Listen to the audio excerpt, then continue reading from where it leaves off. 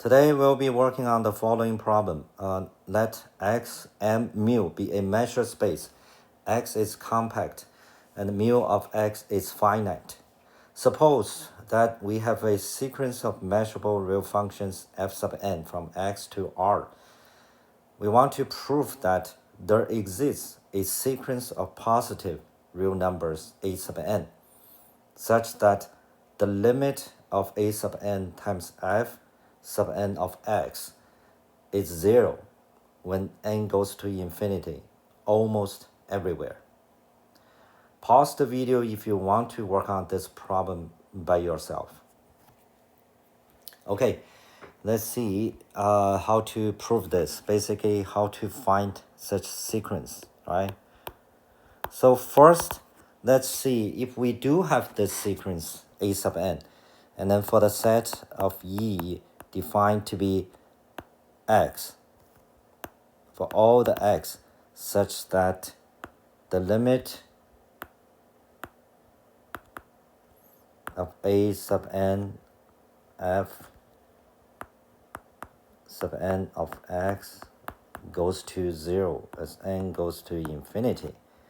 So we want to write this set into a unit or intersection of some basic set. So we want to break down this. So this can be written as this format, right? So from the definition of limit, we can see for any k from 1 to infinity, there exists some m such that for all n greater than m, we have a sub n times f sub n of x, because we want a sub n to be positive, right? So we can write down this. This is less than 1 over k.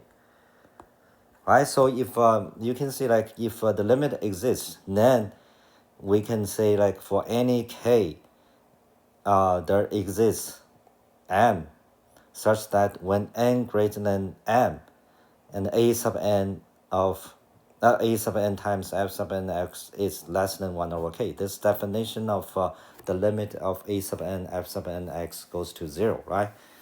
And then these two sets are equal, right? So the reason we're write down this e to be in this format, we're trying to use the measure, like, to kind of estimate, like, what is the measure of this, right?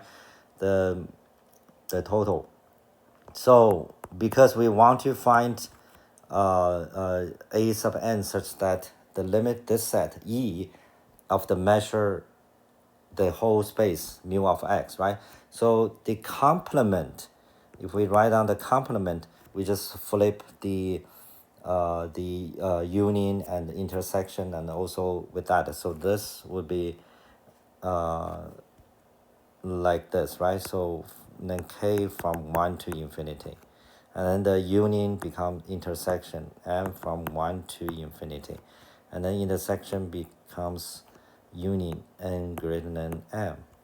And now this becomes a sub n f sub n of x greater than or equal to 1 over k, right? So we want to find a sequence a sub n such that mu of this is 0. If we can do that, that means, like, the limit goes to 0 almost everywhere, right? So in order to find this mu, if we see the structure of the complement of E, we can see that if this becomes 0, n greater than m, and then we can define this to be the set of E and E sub n k. If this equal to 0 for any k, right? So where E sub n comma k defined to be the set of X for which A sub n f sub n of X greater or equal than 1 over k. So now, how do we define such A sub n, right? So now here we have to, the only thing we know is f sub n, they are all measurable. So there is a very important theorem about the relationship between a measurable function and a continuous function, which is the losing theorem. So from the losing theorem, under the condition, we know for any n, there exists f sub n in x sub n is closed. And then the f sub n of x is continuous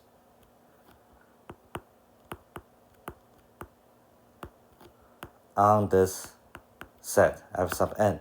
And what's more important is like we can kind of make the f sub n as bigger it's possible in a way like the measure x minus f sub n is less than any epsilon, given epsilon. So in this case, we pick 1 over 2 sub n. So from a losing theorem, we can find such closed set f sub n, and f sub n of x is continuous on this closed set. And then the measure of f sub n is almost the entire measure of x except for a epsilon, right? So in this epsilon, we pick 1 over 2 over n, right? So the reason we're doing this is now you will see like we want to prove this. Okay, so here, since f sub n of x is continuous on f sub n is closed and x is compact. Any closed set of a compact set is also compact. So f sub n is continuous on a compact set f sub n, right? So then f sub n of x is bounded.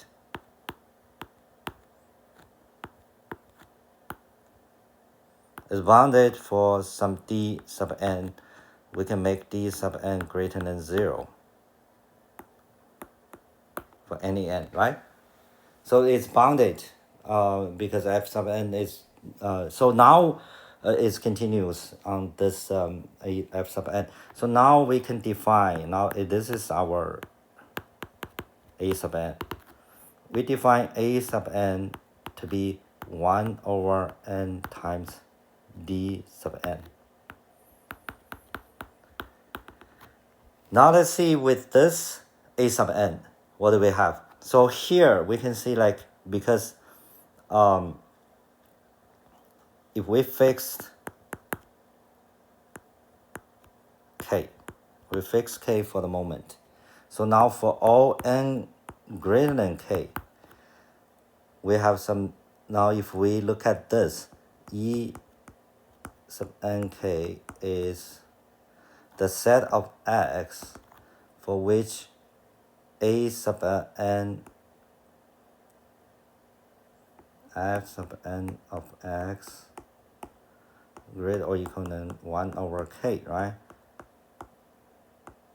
And then this, because we already defined a sub n, so this becomes 1 over n times d sub n f sub n of k.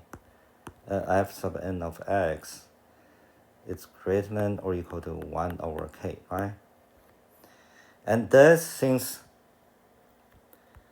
we know, like, for all the x, okay, here, if x is in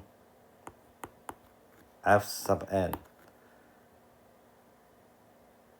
then we have 1 over n times dn f sub n of x is less or equal than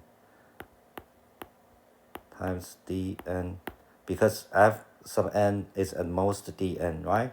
So this is 1 over n. But when n is greater than k, we know 1 over n is less than 1 over k if n is greater than k, right?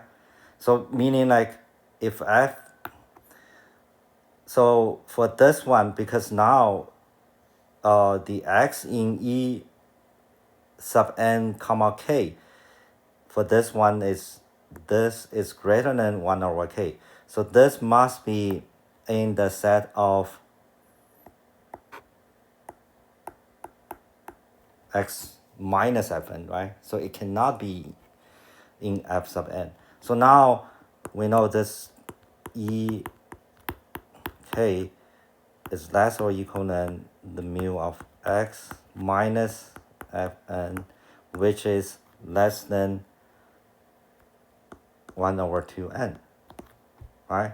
So now, because we already fixed this, now if we know the, so which means what? If we n from 1 to infinity, the summation of all of this, so we can break into, for this, like, from n to 1 to k, this measure, and plus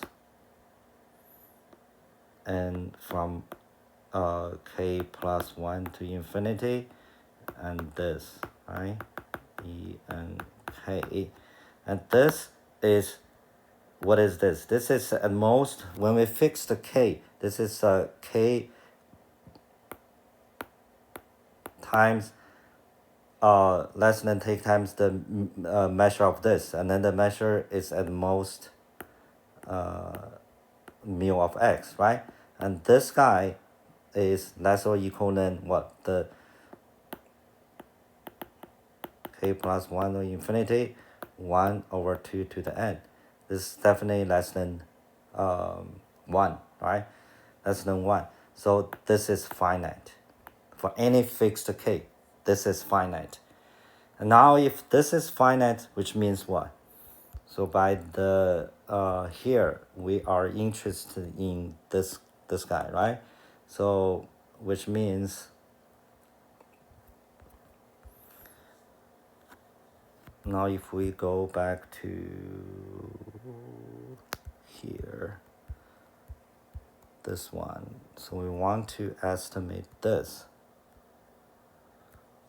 the mu of m equal to infinity and greater than m,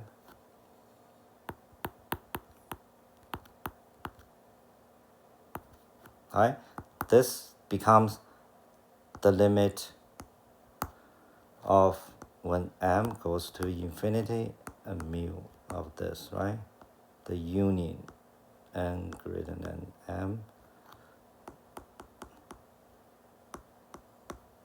So by the additivity, this is at the most when m goes to infinity, sigma, the sum from n greater than m, mu of e of k, right? And what is this? Because the series, for any given k, the series is convergent. So the from n greater than m, this term goes to 0, right? And now this goes to 0. meaning with this a sub n, if we go back here, this will be 0. And then the E complement is having a measure 0, right? So in this case, from before, this a n f n x equal to 0. The limit as n goes to infinity is almost everywhere because the complement has measured 0.